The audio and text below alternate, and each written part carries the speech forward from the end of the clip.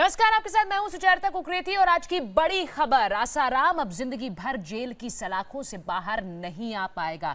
जोधपुर की special court ने आसाराम को बलात्कार का दोषी मानते हुए उम्र कैद की सजा सुनाई है। कोर्ट ने साफ साफ कहा कि जब तक आसाराम जिंदा रहेगा तब तक उसे जेल में ही रहना होगा। करोड़ों भक्तों का रहनुमा होने का दावा करने वाले आसाराम को 1-2 नहीं बल्कि 4 धाराओं में उम्र कैद की सजा सुनाई गई है। लोगों को मुक्ति का मार्ग दिखाने का दावा करने वाला आसाराम अंदर से कितना कमजोर होगा, जब सुबह उसे सजा सुनाई गई तो वो फूट फूट कर रोने लगा।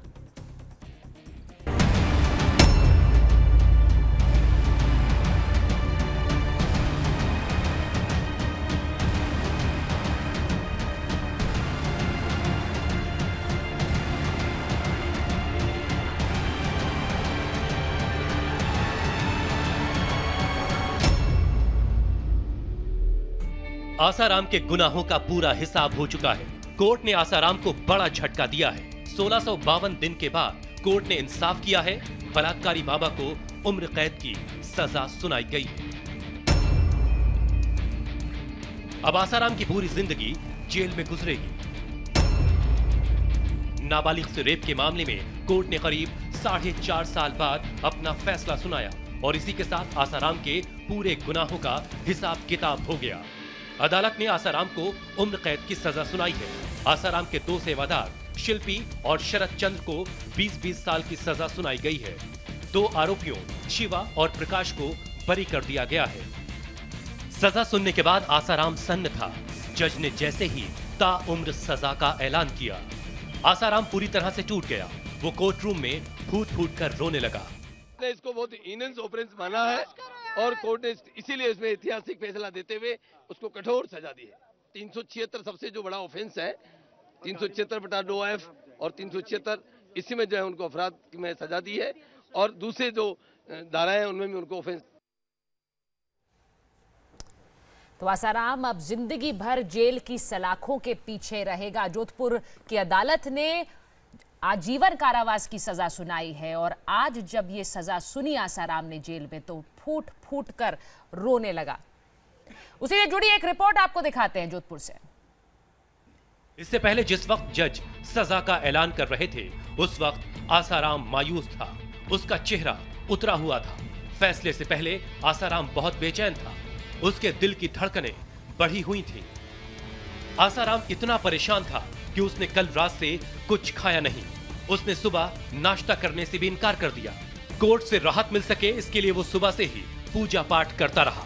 इसीलिए वो अदालत की कार्रवाई में 15 मिनट की देरी से पहुंचा। आसाराम कोर्ट में सबसे आखिर में पहुंचा। इस दौरान आसाराम के वकील ने जज से कुछ कहना चाहा, लेकिन जज ने वकील को इजाजत नहीं दी। फैसले के वक्त आसाराम कोर्ट में मायूस था। इसके बाद जज ने फैसला सुनाना शुरू किया। कोर्ट ने आसाराम को दोषी करार दिया। 2 अन्य आरोपियों शिल्पी और शरद को कसूरवार करार दिया, जबकि शिवा और प्रकाश नाम के 2 आरोपियों को बरी कर दिया। जज का फैसला सुनते ही आसाराम राम नाम जपने लगा। 342 में 1 वर्ष है, 376 4 में 10 वर्ष है, 376 डी में प्राकृतिक जीवन है जब तक टिल डेथ का था, 376 2 में आजीवन कारावास है, 120 सेक्शन 23 में जेजे एक्ट में 6 माह की सजा है और 506 में 1 वर्ष की सजा है। ये आसाराम की सजा है। और आसाराम की जो सजा है उसका मतलब टिल डेथ, आज जब तक वो जिएंगे तब तक वो न्यायालय कोर्ट ने आसाराम को दोषी करार दिया। इसके बाद उसकी सजा पर बहस शुरू हुई। इस दौरान आसाराम के वकील ने तमाम दलीलें पेश की। वकील ने आसाराम के बुढ़ापे का हवाला दिया। कहा कि आसाराम की उम्र करीब 80 साल है। उम्र के आखिरी पड़ाव पर उन्हें सजा में रियायत मिलनी चाहिए। आसाराम ने पूरी जिंदगी लोगों को सही रास्ते पर चलने का उपदेश दिया है। देश में कई जगहों पर समाज सेवा के संस्थान खोले। इनके जरिए देश और समाज की सेवा करते रहे। इसके अलावा यह भी दलील दी गई कि सबूत के नाम पर पीड़ित और उसके परिवार का सिर्फ बयान है। इसके बिना पर आसाराम को दोषी करार नहीं दिया जा सकता। लेकिन जज ने आसाराम और उसके वकील की एक नहीं सुनी। आसाराम को जिंदगी भर जेल में डालने का आदेश जारी कर दिया। आसाराम को विशेष कोर्ट से बड़ा झटका मिला है, लिहाजा आसाराम टूट चुका है। उसके समर्थक मायूस हैं। आसाराम के प्रवक्ता का कहना है कि इस फैसले को ऊपरी अदालत में चुनौती दी जाएगी। देखिए, निराशा वाली बात तो है ही है, लेकिन जो वर्डिक्ट आया है, मैं फिर बोल रही हूँ, न्यायालय का हम पूरा सम्मान करते हुए अगला कदम हम बढ़ाएंगे और इस वर्डिक्ट को हम हाई कोर्ट में चैलेंज करेंगे। 4.5 साल पहले तक आसाराम को पूरी दुनिया संत, धर्मगुरु और कथावाचक के नाम से जानती थी, लेकिन अब उसकी पहचान बदल चुकी है। बलात्कारी, पापी, पाखंडी, ढोंगी, ये आसाराम की नई पहचान है, क्योंकि अब आसाराम को अपने पापों की सजा मिल चुकी है। और हमारे साथ कुछ खास मेहमान हैं, उनका परिचय आपसे करा देती हूँ। साध्वी डॉक्टर राखी हमारे साथ हैं, एडवोकेट प्रतीक सोम हमारे साथ जुड़े हुए हैं, धर्मगुरु आचार्य विक्रमादित्य हमारे साथ हैं, साथ ही सनातन संस्था की प्रवक्ता कृतिका खत्री हमारे साथ हैं और आसाराम केस के गवाह महेंद्र चावला भी हमारे साथ जुड़ेंगे। पहले प्रतीक जी, मैं आपके पास आ रही हूँ। इस पूरे मामले में, इस सुनवाई के दौरान कई ऐसे गवाह हैं जिनके ऊपर हमला किया गया, कई ऐसे गवाह हैं जिन्होंने अपना बयान बदला। इन सब के बीच जो पीड़िता थी, उसने न सिर्फ बयान दिया बल्कि वो अडिग रही, अपने बयान से पीछे नहीं हटी। ये कितना बड़ा आधार होगा कोर्ट के फैसले के पीछे? देखिए, जब भी रेप के एलिगेशन, रेप के चार्जेस होते हैं, तो विक्टिम का विटनेस यानी कि उसका डिपोजिशन सबसे इंपॉर्टेंट होता है, क्योंकि उसी की गवाही के बेस पे बर्डन ऑफ प्रूफ एक्यूज के ऊपर जाता है।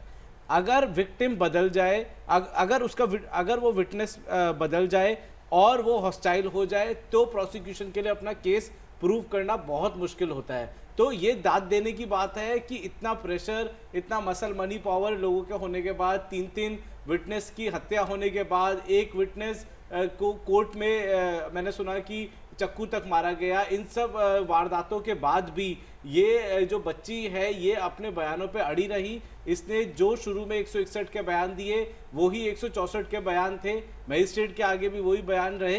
तो इसलिए ये सुनिश्चित हो गया कि इसको सजा आसाराम को इसके अंदर मिलनी थी। तो ये एक दाद देने की बात है कि ये अपने बयानों से बदली नहीं।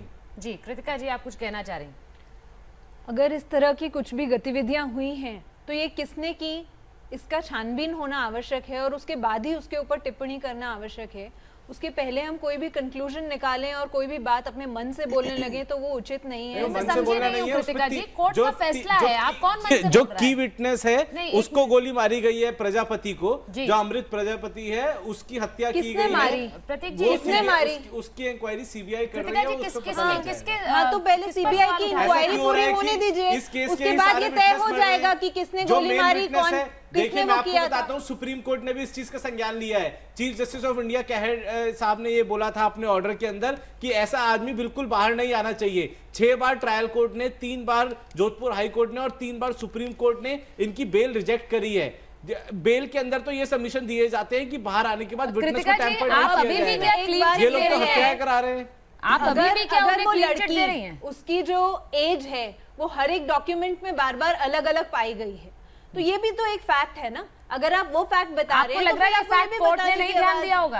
आपको लग रहा है कोर्ट ने संज्ञान और नहीं किया? आप इस बात को हाई कोर्ट में न्यायालय का जो बोलिएगा। डिसीजन है उसका भी पूरा सम्मान किया जा रहा है। आपके पास सब अधिकार है, आप हाई ये कोर्ट में। संवैधानिक अधिकार हर एक भारतीय नागरिक को है कि अगर किसी भी कोर्ट के माध्यम से हमें न्याय नहीं मिल रहा है तो फिर आगे की कोर्ट्स में वो व्यक्ति जा सकता है। ये संवैधानिक अधिकार तो हर एक व्यक्ति को दिया गया है। बिल्कुल ठीक है, तो वो कह ही रहे हैं, उनके प्रवक्ता आश्रम के कह रही है कि हम तो अब हाई कोर्ट जाएंगे, तो वो अधिकार तो ठीक है, वो अधिकार उनका है। लेकिन जो आपने सवाल उठाए, आपको लगता है उनका संज्ञान कोर्ट ने नहीं लिया होगा? क्यों नहीं मिली बेल? तो अब पूरा जजमेंट पढ़ने के बाद ही कुछ भी दौरान कहा जा सकता है, क्या संज्ञान लिया नहीं लिया या क्या हुआ। लेकिन एक बात जो आपने कही उसके आगे मैंने ये बात कहने का प्रयास किया। जी आचार्य जी, 4 साल 8 महीने आसाराम जेल में रहा। इस पूरे दौरान सुब्रमण्यम स्वामी, राम जेठमलानी बड़े बड़े कानून के दिग्गज थे जिन्होंने बेल की कोशिश की लेकिन नहीं मिली। अब आधार देखा कोर्ट ने और उसी आधार पर आज फैसला सुनाया। क्या इस पर अभी भी सवाल उठाना सही है? देखिए मैडम, हिंदुस्तान हमारा भारतवर्ष एक ऐसा देश है कि जो भावनाओं के साथ बहने वाला देश है, और हम सब लोग भावनाओं के साथ, जहाँ भगवा विष आ जाता है, संत का विष आ जाता है, हम सब लोग हमेशा नर्म रहते हैं और हमारे भाव हमेशा ऐसे रहते हैं कि संत का स्वभाव है, संत कोई अहित का कार्य नहीं कर सकता। तो ये भाव हमेशा जनमानस के अंदर रहा है और इसी वेशभूषा का लोगों ने अनादिकाल से फायदा उठाया है। रावण का हरण जब हुआ तब भी, सीता का जब हरण हुआ तब रावण जो आया था संत वेश में ही आया था।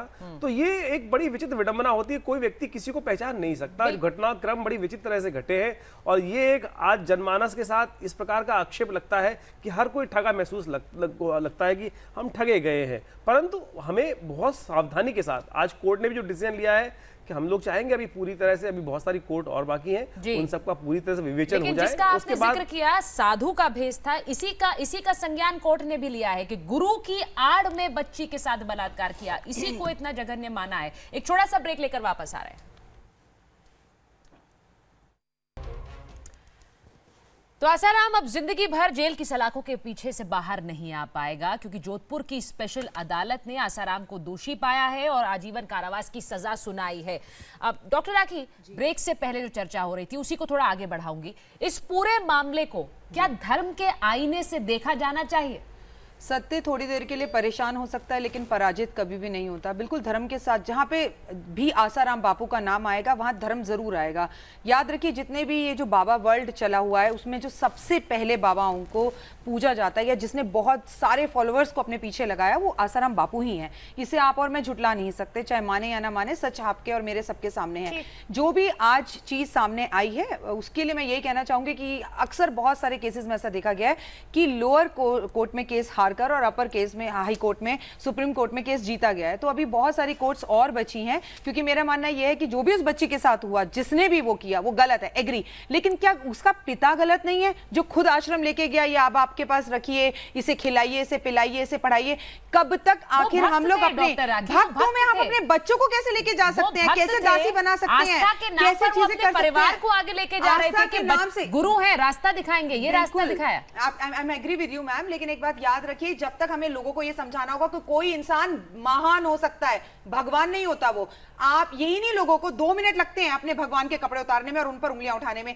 याद रखिए, उस बच्ची की 4 जगह पर अलग अलग उम्र बताई गई है, एग्री, लेकिन दांत और हड्डियों से किसी की उम्र का पता लगाया जा सकता है।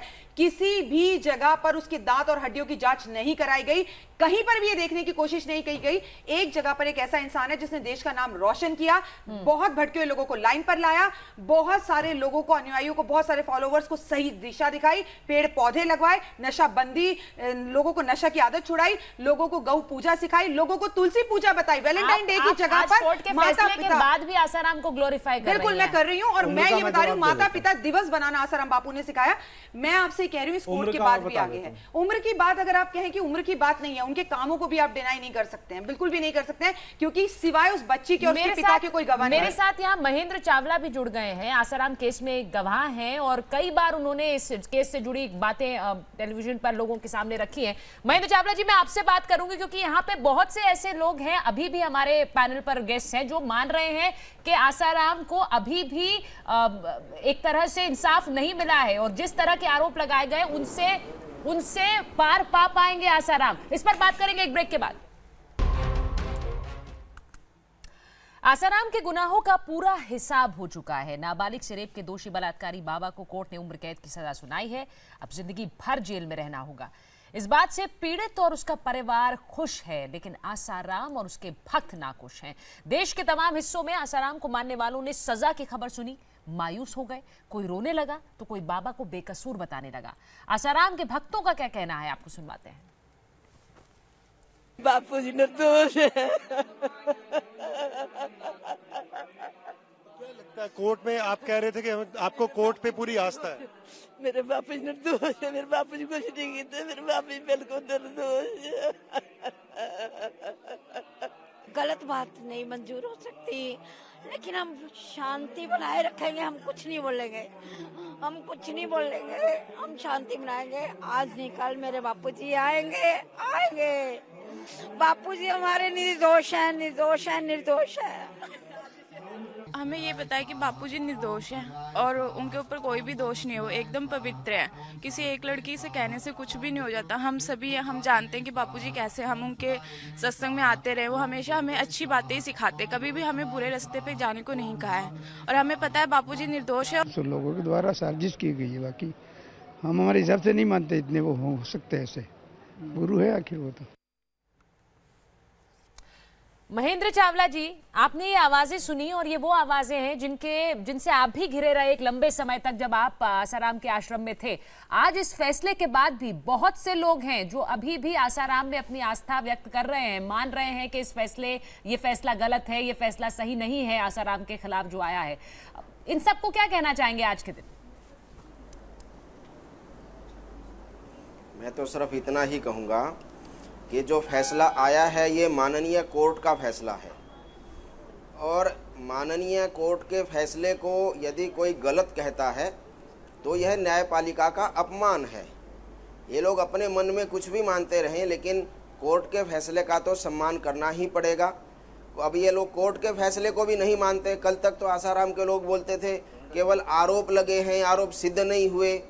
आज आरोप सिद्ध हो गए तो अब इनको न्यायपालिका पे भी विश्वास नहीं है, इनको मीडिया, आसाराम के लोगों को मीडिया पे विश्वास नहीं, आसाराम के लोगों को पुलिस पे विश्वास नहीं, आसाराम के लोगों को कोर्ट पे विश्वास नहीं। तो फिर किस पे विश्वास है भाई? केवल एक बलात्कारी आसाराम पे ही विश्वास है, एक दुराचारी आसाराम पे विश्वास है, एक बलात्कारी पे विश्वास कर सकते हैं लेकिन न्यायपालिका पे विश्वास नहीं कर सकते। देखिए, ये बुद्धिहीनता की पराकाष्ठा है कि अदालत के फैसले का अपमान करना ये बुद्धिहीनता की पराकाष्ठा है। डॉक्टर राखी, आप मुस्कुरा रही हैं। ये बहुत से ऐसे लोग हैं जिन्हें शायद तकनीकी रूप से अदालत और उसके फैसले की समझ नहीं है, वो सिर्फ अपनी आस्था दिखा रहे हैं। आपसे हम उम्मीद करते हैं कि आप समझती हैं कोर्ट और अदालत की बातें, लेकिन अगर आप लोग इस तरह की बातें करेंगे तो उन भक्तों में क्या संदेश जाएगा जो पहले से ही मान कर बैठे हैं कि आसाराम निर्दोष हैं और उनके खिलाफ जो भी फैसला है वो गलत है? मुझे चावला जी की बोली हुई सिर्फ दो बातों पर हंसी आई और किसी बात पर आने आई। इन्होंने कहा कि जितने भी लोगों का भी हमने जो है भक्तों ने अपनी बात कही, ये आसाराम के लोग हैं, इनमें से कोई आसाराम का लोग नहीं है, वो आसाराम के भक्त हैं। कोई राम को मानता है, कोई शाम को मानता है, ठीक है? तो आप इनको लोग कहना बंद करें और छजते छज छन्नी की बोले जिसमें 6000 जो खुद आसाराम बापू के आश्रम में काम कर चुका हो, सालों साल रह चुका हो, उसका पाठ हो। आपने ये काम उस लड़की के बयान देने से पहले क्यों नहीं उठाया? आपको तो वही थे ना, आप तो अंदर की सारी जानकारी चाहते थे। आप वो पहले पर्सन क्यों नहीं हुए जिसने विरोध किया हो? तो आप बुद्धिहीनता की जो बात कर रहे हैं ये श्रद्धा से जुड़े। पहले आपको मैंने चुपचाप सुना, मैंने आपको बीच में नहीं रोका था। चावला जी, आप पहले मुझे सुनिए। आप अगर झूठे तथ्य देंगे तो हमें बोलना पड़ेगा। अगर आप भी झूठे, आप भी सारी बातें झूठ बोल रहे थे, लेकिन मैंने आपको फिर भी सुना, इसे पेशेंस कहते हैं। और ये आप दूसरी बार सुबह से कर रहे हैं मेरे साथ। मैंने आपको सुबह भी कहा था आपको टीवी पर एक महिला का सम्मान करना चाहिए। आप बातें करते हैं कि आसाराम बापू गलत हैं। आप बता रहे हैं एक देश की बेटी कहती है कि उसके साथ आसाराम बापू ने गलत किया। वो बात रखिए, फिर आप बोलेंगे तो ठीक रहेगा। बोलेंगी, ठीक है। आप एंकर की भी नहीं सुन रहे हैं। हम महिलाओं का सम्मान करते हैं। नहीं, आप एंकर की भी नहीं सुन रहे हैं। ऐसा है महेंद्र जी, वो अपनी बात रख लें, उसके बाद मैं आपको मौका दूंगी। अभी उन्हें अपनी बात रखने दीजिए। बोलिए डॉक्टर राखी जी। मैं आपसे सिर्फ इतना कह रही हूँ, दो बातों पे मुझे आरोप है। आपकी बातों पर दो बातें मुझे गलत लगी जिस पर मैं आपका विरोध करती हूँ। पहली बात, आप बुद्धिहीन कह रहे हैं। अगर मैं भी आसाराम बापू का कहीं ना कहीं समर्थन करती हूँ तो आप मुझे बुद्धिहीन कहने वाले कोई नहीं होते। आप उनका विरोध करें, ये आपकी चॉइस है। मैं उनका समर्थन कर रही हूँ, ये मेरी चॉइस है, मेरी खुद की भक्ति है या लोगों की भक्ति है जिनको आपने अभी अभी सुना। तो लोगों के लिए जब आप शब्दों का इस्तेमाल करें, चयन करें तो अच्छे से करें। और आप तो बिल्कुल ना करें जो खुद उस आश्रम का लंबे समय तक पाठ रहा, जिसने खुद नोटिस में लिख लिख कर पैसे मांगे। वो क्यों नहीं करेंगे? वो बात शुरू से उठाते रहे और कोर्ट में भी अपनी बात रखते रहे। बिल्कुल, लेकिन विरोध करने का तरीके में बताएंगे उन्हें कि वो क्या कहें और क्या ना कहें, ये उनका हक है। वो जो कहना चाहें वो कहेंगे, ये आप भी नहीं बताएंगी। डॉक्टर महेंद्र चावला, आप पर ये बार बार ये बात कई लोग उठाते रहे हैं कि आपने जो बातें आसाराम के आश्रम की कही वो बहुत देर से उठाई, पहले क्यों नहीं उठाई? लेकिन इस सब के बावजूद कोर्ट में जो आपने बातें रखी हैं उनको महत्व दिया है कोर्ट ने, इसीलिए आज का ये फैसला आया है। लेकिन ये बार बार कहा जा रहा है कि क्या ये सिर्फ एक केस था? क्या एक तरह का हैबिचुअल ऑफेंडर आसाराम रहा है और भी मामले अब इस केस के सामने आने के बाद सामने आए एक एक करके? बिल्कुल, कई एफआईआर रजिस्टर्ड। देखिए, एक तो मैंने आश्रम छोड़ा 2005 में, हमने उसी टाइम पुलिस को सूचना दी थी लेकिन पुलिस ने हमारी बात नहीं सुनी। फिर 2008 में जब 2 बच्चों की मौत हुई अहमदाबाद में, हम उसी समय से लगातार आसाराम के सभी असामाजिक कार्यों को बार बार मीडिया में और सरकार में दे रहे हैं। और तीसरी चीज़ जो आपने कही कि भाई मैं वहाँ पे रहा, इन्होंने कहा मैं वहाँ का पार्ट था, तभी तो मुझे आसाराम आश्रम की सच्चाई पता है, आसाराम आश्रम के घिनौने कृत्यों का पता है, और उन घिनौने कृत्यों को जब हमने देखा तब हमने छोड़ दिया। ठीक है प्रतीक जी, आप हमें बताएंगे कि और भी केसेस का जिक्र है इस पूरे इस सुनवाई के दौरान, इन जो प्रताड़ित लड़की है उसके अलावा बहुत से और मामले भी इस केस के बाद सामने आए, आप कह रहे थे? जी देखिए, ऐसा है कि जो इन आश्रमों में चलता है, सबसे पहले तो एक चीज जान लीजिए कि 100 और हजारों केसेस के अंदर कोई एक ये साहस कर पाता है कि इन सब प्रॉब्लम्स के थ्रू निकले और केस रिपोर्ट करे। आप इसका ये मतलब निकालिए कि जहां पे जोधपुर में ये क्राइम हुआ वहां पर एफआईआर तक नहीं रजिस्टर हो पाई, इतना वर्चस्व इस आदमी का था। जो एफआईआर रजिस्टर हुई है वो कमला मार्केट थाना दिल्ली के अंदर हुई है, उसको 0 एफआईआर कहते हैं, और 0 एफआईआर रजिस्टर होने के बाद जोधपुर के अंदर ये केस ट्रांसफर हुआ है। आप संत की बात कर रहे हैं, साधु की बात कर रहे हैं कि उन्होंने ये काम किया, फलाना किया, ठीक है, लेकिन क्या आपको ये सब चीजें लाइसेंस देती है कि आप इतना जघन्य अपराध करें? देखिए, न्यायपालिका, हमारा संविधान जब बनाया गया तो बहुत सोच समझकर उसके अंदर हमारे प्रोविजंस आईपीसी में रखे गए।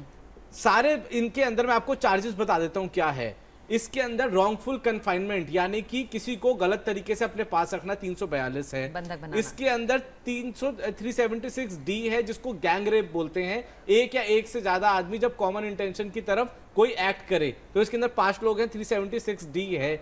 इसके अंदर सबसे इंपॉर्टेंट है 370 का चौथा क्लॉज जो ये कहता है कि एक माइनर बच्चे की ट्रैफिकिंग करना, जिसको ह्यूमन ट्रैफिकिंग कहते हैं, और गुरु होते हुए ऐसा करना, जिसको आपने संत माना, जिसे गुरु माना। 376(2) का F है, यानी कि आप एक ऐसा आदमी जिसके ऊपर किसी की आस्था है, जो टीचर है, जो गार्जियन है, वो ऐसा जघन्य अपराध करे, उसके ऊपर 376(2) लगता है। ये सारे चार्जेस पुलिस ने लगाए हैं, प्रोसिक्यूशन ने अपना केस प्रूव किया है। आपको क्या लगता है कि स्टूडियो के अंदर बैठ के 15 मिनट में कोई बयान देने से केस पलट जाएगा? 5 साल हजारों लोग ये बात सबको समझनी होगी, ये बात सबको समझनी होगी कि सिर्फ दोषी बलात्कार का नहीं पाया है, एक संत होते हुए, एक साधु होते हुए इस तरह का अपराध किया, और एक बच्ची के साथ जो उनको गुरु मानती थी ये अपराध किया। ये कोर्ट ने अपना आधार बनाया है इस फैसले को देने के लिए। कृतिका जी, मैं आपके पास आऊंगी एक छोटा सा ब्रेक लेकर, एक छोटा सा ब्रेक लेंगे और वापस आएंगे।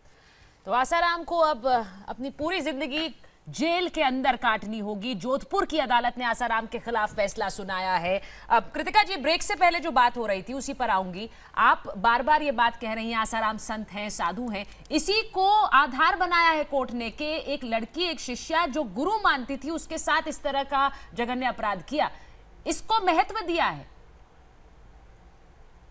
देखिए, हम न्यायालय का तो पूरा सम्मान करते हैं, जो निर्णय न्यायालय ने दिया है उसका भी सम्मान करते हैं, लेकिन एक संवैधानिक अधिकार जो हमें भारत ने दिया है उसके आधार पर हर एक व्यक्ति को ये स्वतंत्र अधिकार है कि यदि उसे न्याय एक कोर्ट से नहीं मिल पाता और उसे लगता है कि मुझे अगले कोर्ट में जाना है, तो डिस्ट्रिक्ट कोर्ट के बाद हाई कोर्ट भी है, सुप्रीम कोर्ट तक वो व्यक्ति जा सकता है। तो ये अधिकार सभी को प्राप्त है। बिल्कुल। तो बार बार मैं यही कह रही हूँ कि वो अधिकार जो है उसका उपयोग किया जा सकता है और आगे भी जाया जा सकता है। बिल्कुल।